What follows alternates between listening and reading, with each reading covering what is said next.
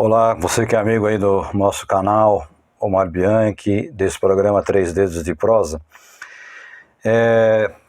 Estou gravando aqui um programa Três Dedos de Prosa porque alguns colegas, algumas pessoas aí do nosso convívio, da nossa amizade, do nosso ciclo de amizades, né? Alguns colegas aí pediram algumas considerações a respeito de toda essa situação envolvendo o pastor Ed René Kivitz. Então eu fiz aqui algumas anotações e esse trabalho não sobe no canal da igreja porque ele é particular, é uma gravação particular e é um ponto de vista meu.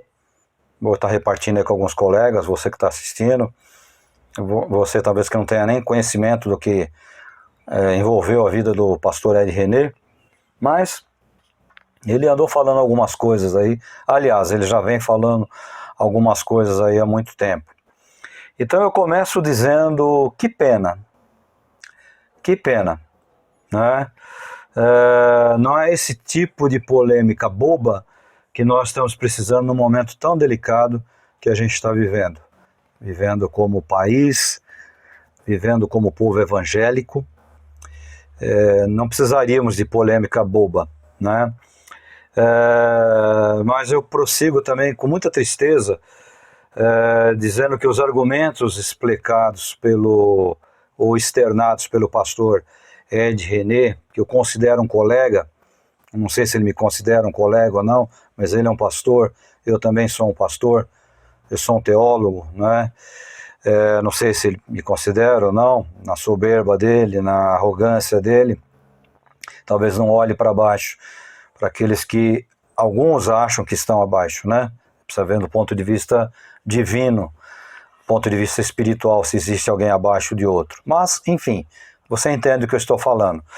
Então é com tristeza que eu digo que os argumentos expressados por ele, numa nota de explicação sobre o afastamento dele da OPBB, Ordem dos Pastores Batistas Brasileiros, afastamento, não expulsão, como foi colocado em alguns lugares. Eu procurei me calçar das informações, né? E as informações dizem que ele foi afastado. Ele assume nesse vídeo de explicação que ele foi expulso. Eu acho que até, vou dizer aqui algumas considerações, eu acho que até era uma coisa que ele esperava e estava até tardando para acontecer. Então, ele explica lá que ele pregou um sermão, está há 30 e tantos anos na ordem, na Convenção Batista Nacional, da Brasileira, a igreja dele, e naquele sermão foram 8 minutos, né, de alegoria, que ele falou, que tem que reescrever a Bíblia, a Escritura, e tudo isso aí fez com que a OPBB, a Ordem dos Pastores Batistas Brasileiros, ou desligassem, ou afastassem, né, da comunhão, ou lá do meio deles lá. Então, infelizmente, isso não expressa uma verdade, né? Isso não expressa uma verdade. Quem acompanha as palestras, as mensagens, as posições do pastor Ed René Kivitz há algum tempo, eu não acompanho em particular. Algumas coisas que chegam para mim chegam por questionamento de alunos, de ex-alunos, de colegas, de ex-colegas, que digam, olha, você viu isso? Olha, você viu o que fulano falou? Olha, então, há muito tempo que ele vem surfando numa filosofia em cima do púlpito, há muito tempo. E veja bem, longe de mim aqui fazer julgamento, eu falei, eu estou na mesma, estou no mesmo nível, né? Aqui, mas aqui o que eu estou fazendo aqui são constatações, são coisas que você constata. Não sei se ele andou tirando coisa do YouTube, da internet, mas quando você resgata algumas pérolas que ele andou falando aí, tipo aquela conversa de Jesus com a mulher samaritana, quando ele fala que a água da vida, que ela precisava conhecer a água viva era a forma dele ser um macho, um homem, a ejaculação dele, uma coisa absurda, nojenta, chega a ser nojento. Isso são algumas pérolas que ele vem falando, fora outras coisas que a gente vai comentar aqui que ele andou se envolvendo. Então, Ed vem há muito tempo gerando falácias e protagonizando polêmicas. Eu, particularmente, eu acho que ele gosta disso.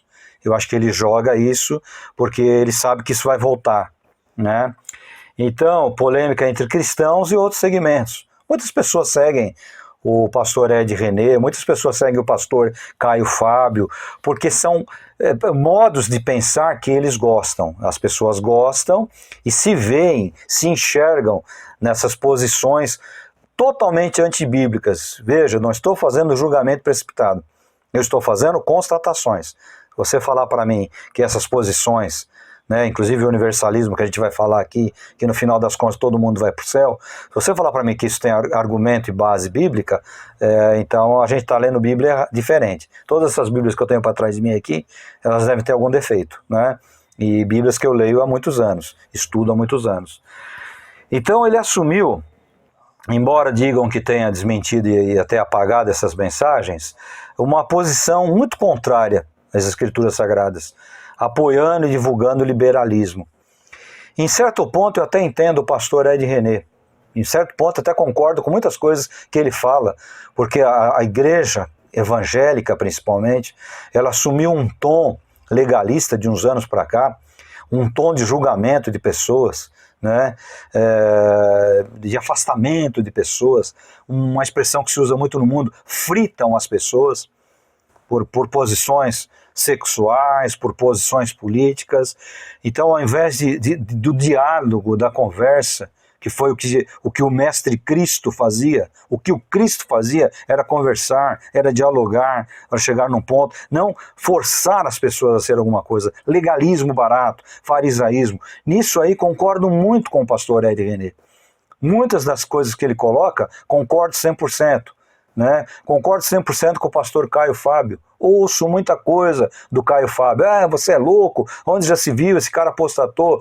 Eu ouço tantas coisas, eu estudo tantas coisas de autores seculares, de homens seculares, por que não? De homens que são homens que caminham com a Bíblia na mão. Né? Então, muita coisa eu posso até concordar, mas eu entendo que quando o ser humano começa a querer aparecer mais do que o Cristo, João Batista falou, olha, o homem vem vindo aí. Esse aí eu não sou digno de atar lá as sandálias dos pés. Convém que ele cresça e eu diminua. E o que eu percebo é o contrário.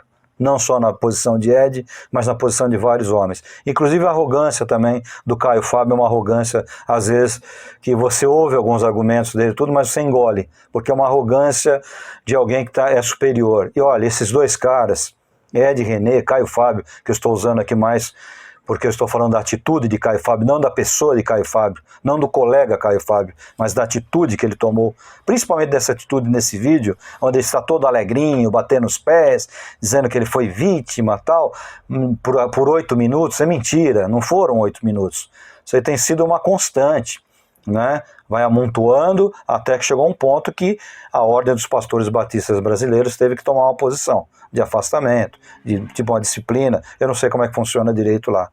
Então, eu não estou aqui criticando a pessoa, mas as posições, arrogância às vezes, muita arrogância.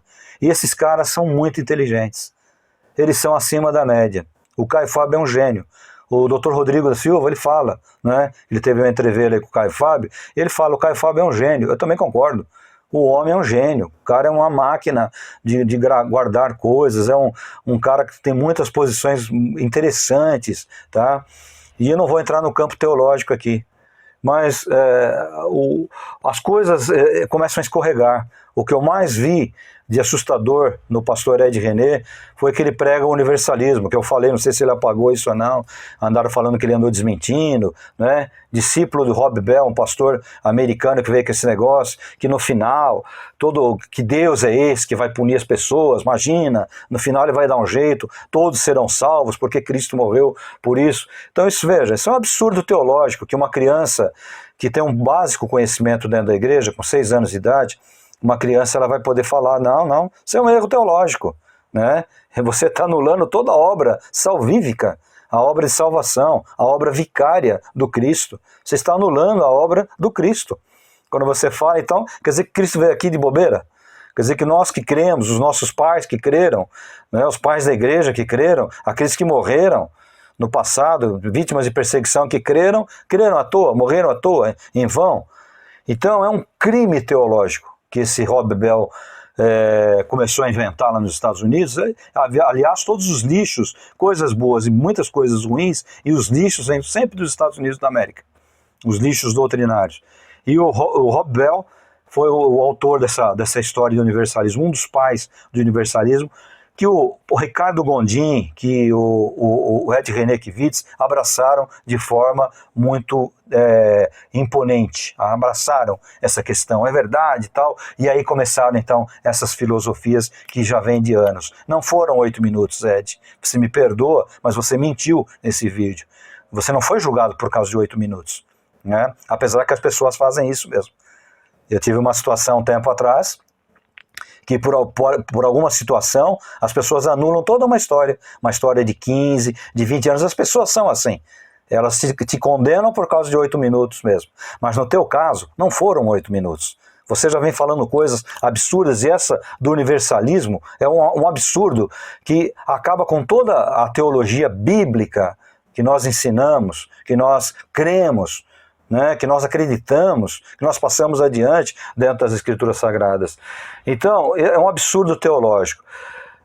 Eu não sei, eu acho que você é um bom vivan, é um cara que duvido que alguma vez na sua vida você trocou uma lâmpada, substituiu uma lâmpada na igreja, ajudou alguém a carregar um armário, alguma coisa. Eu acho que você sempre foi aquele que ficou aqui nos livrinhos, não que isso seja ruim, né? Sorte sua, se você foi desses aí, mas você talvez não tenha experimentado um pouco as agruras da vida, as dificuldades do ministério. Então a unha feita, a unha pintadinha, bonitinha, lá no púlpito, divagando as suas filosofias baratas e inúteis, né? Elas são úteis para aqueles que acreditam no conto da carochinha, no conto das fadas, no conto do Papai Noel e outras histórias mais, na Chapeuzinho Vermelho e no Lobo Mau. Mas para aqueles que estudam um pouquinho da Bíblia, a Bíblia não é para ser lida, a Bíblia não é para ser interpretada, você está dizendo que a Bíblia tem que ser reinterpretada, tem que ser reescrita. Ninguém pode interpretar a Bíblia já foi interpretada pelo Espírito Santo. A Bíblia tem que ser lida e aceita. Ninguém interpreta a Bíblia. Quando chega alguém e fala, depende da interpretação, já me arrepia. Eu falo, opa, pera um pouquinho. Como assim? Não tem interpretação. Né? Mas tem interpretação de João Ferreira, tem interpretação atualizada. São versões, atualizações do texto que foram feitas, sem ofender o original. Porque se começa a mexer muito no original, a gente vai começar a ter problemas teológicos, né? Então a Bíblia não é feita para ser interpretada, não é você que vai interpretar, não sou eu que vou interpretar, é o Espírito Santo de Deus. Então essas coisas elas me assustam, digo, repito, quantas vezes for necessária. Talvez esse vídeo talvez nem chegue para você, chegue para algumas pessoas que vão desconsiderar, alguns vão falar, esse pastorzinho de esquina aí de bairro, né? Eu entendo bem a missão, eu sou resolvido com a missão. Eu entendo que Deus deu uma missão para cada um. Se eu for julgar por sucesso, a missão do Cristo pode ter sido colocada como um fracasso. Alguns seguiram ele, a maioria fugiu quando ele estava sendo crucificado, a maioria não, todos, né? Algumas mulheres ficaram ali, permaneceram até o fim, e depois lá de um tempo dele ressurreto, de manifestações, 120 estavam reunidos. Só 5.000 e poucos lá comeram um pãozinho da multiplicação, só numa passagem. Então eu não analiso por esse prisma, eu sou bem resolvido com isso. Eu entendo que Deus deu uma missão e você tem que cumprir bem essa missão. Que seja para ganhar, ou para ganhar não, mas para evangelizar uma pessoa, para trazê-la, para que o Espírito Santo ganhe ela para Jesus. Então é um absurdo, né? Eu acho talvez que você divulgou muito nisso aí, é fruto talvez dessa vidinha gourmet que você sempre teve, não quero julgar, né? Mas é o que parece. Então as filosofias, elas começam a mexer muito com a cabeça da gente. Eu gosto também de pregar, às vezes, colocar alguma filosofia, alguma coisa, é bacana, é bonito, eu acho que enriquece a nossa mensagem. Tudo que vem assim de coisas para enriquecer a mensagem é bacana, as ilustrações, as filosofias, mas isso não pode ser a base nossa doutrinária, né? Então eu não sei se você acha que você é uma classe superior, que você está numa posição de interpretar. Eu vi um culto na sua igreja no domingo seguinte, tinha lá, disseram que tinha 5.000 pessoas, Então eu não sei se essas pessoas não estão sabendo o que está acontecendo ou se são coniventes com tudo isso que está acontecendo, né? E que são pessoas que não questionam. Não sei, não quero entrar no julgamento, essa aí não é a ideia desse meu vídeo aqui. Então, talvez você ficou viajando na sua imaginação, apoiou e participou de muitos movimentos sociais, você gosta disso, né? Levantando a bandeira de bom mocinho, você e a sua igreja.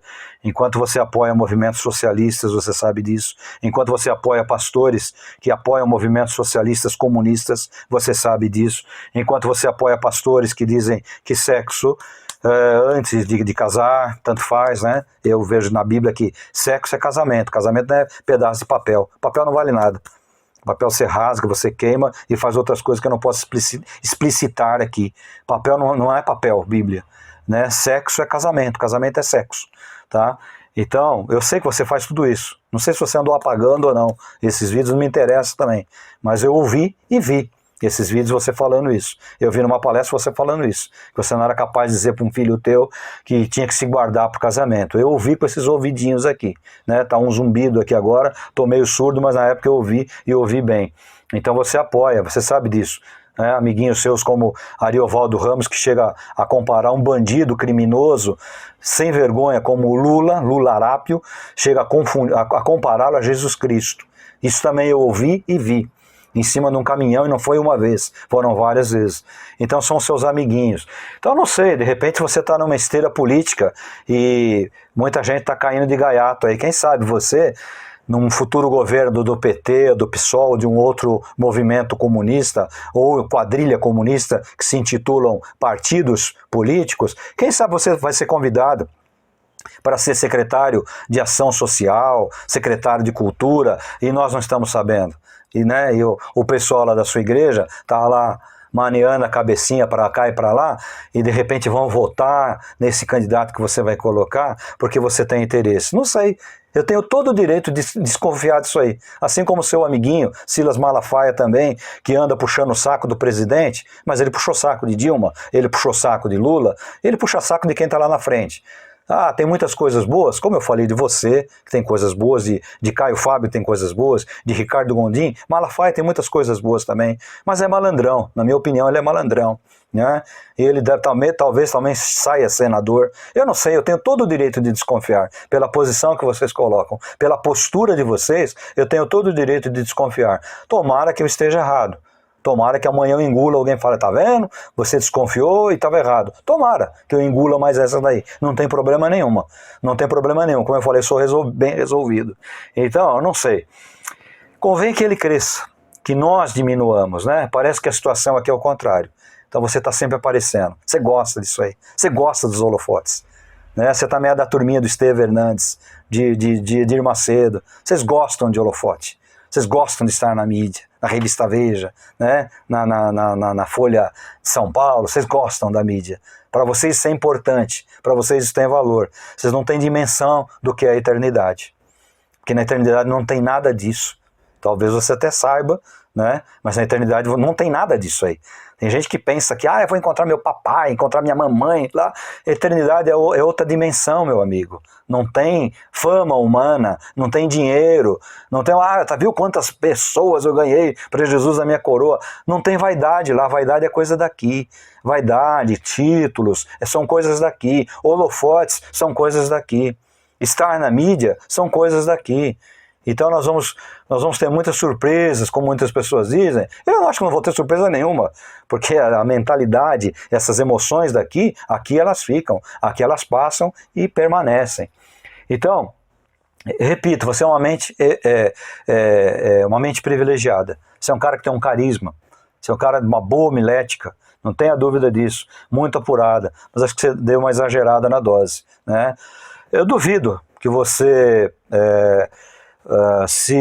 não se humilhe, sei lá, eu duvido, né? Que você reconheça, vamos usar essa expressão, eu duvido. Ficaria feliz, particularmente, aqui eu comigo mesmo, aqui, falar, pô, que legal, né? Quando a gente erra e a gente reconhece. Mas eu acredito que isso não vai acontecer. As suas afirmações e filosofias de púlpito têm exercido forte influência nos incautos, infelizmente. E aqueles que gostam de bajulação e do reconhecimento humano, eles vão estar sempre do seu lado, não tenha dúvida. E aqueles que dependem, né? Aqueles que acham que as boas obras, que a ação social, que são importantes, que são coisas boas. Não estou aqui negando, não. É bom fazer. Se tem condições, faça mesmo. Mas eles talvez gostem dessa bajulação, né? Talvez sejam iguais. Outros tantos podem estar contaminados por essa eloquência e carisma seus aí. Se acham nos céus ouvindo suas fantásticas mensagens, Pastor Ed, né? Pensam igual, por isso abandonam bases e rudimentos da fé cristã.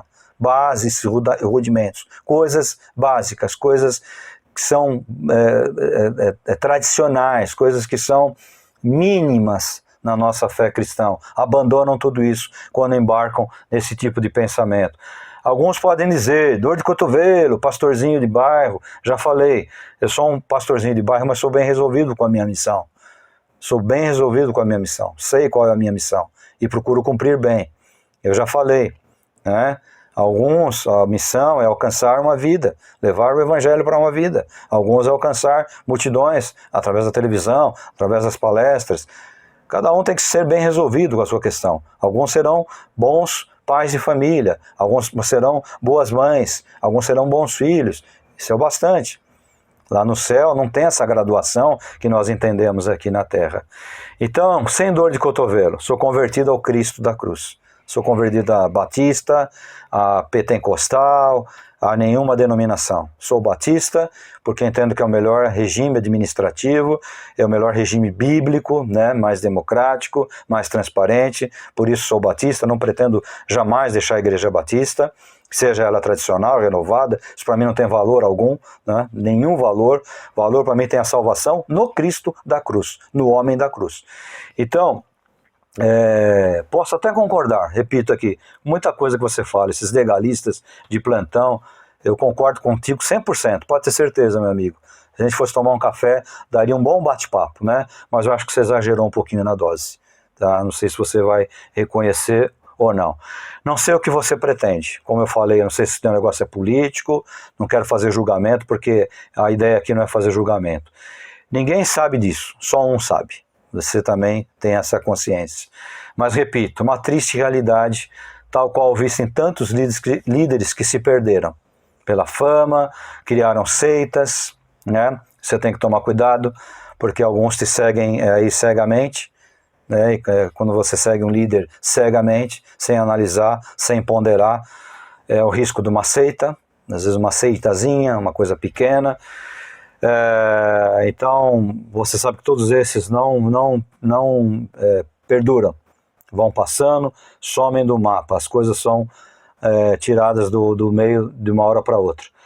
Nosso amigo pode formar uma dessas, você pode formar uma dessas, pois você tem seguidores que farão aquilo que você falar, você sabe disso aí, né? Então, se você se compara a tantos que estão aí, de Bíblia nas mãos, distorcendo as escrituras, que pena, eu achava que você era diferente. Alguns acham que são eles que curam, alguns acham que são eles que fazem milagres, alguns acham que é aí na igreja dele que você vai ficar próspero, rico, né? Então você talvez esteja oferecendo uma filosofia, esteja oferecendo uma opção política, uma opção socialista, uma nova interpretação bíblica, tá? Que pena, talvez você seja mais um nesses tantos aí que eu estou falando. Certamente não será o último a aparecer, com novidades mirabolantes, né? Jesus nos guarde, são tempos difíceis que nós estamos vivendo. Bem disse o apóstolo São Paulo ao amigo Timóteo, vai ter um tempo que nós teremos homens arrogantes, amantes de si mesmo, preocupados com o próprio ventre, que vão invadindo casas de velhinhas caducas, que engolem qualquer tipo de doutrina e de filosofia. Que Jesus nos guarde, que Jesus guarde a minha mente, que Jesus nos guarde aqueles que são sinceros e puros de coração. Que Jesus toque a sua vida, que Jesus toque a minha vida, que Jesus toque as nossas vidas. Um abraço, meus amigos do canal Omar Bianchi, do programa 3 Dedos de Prosa.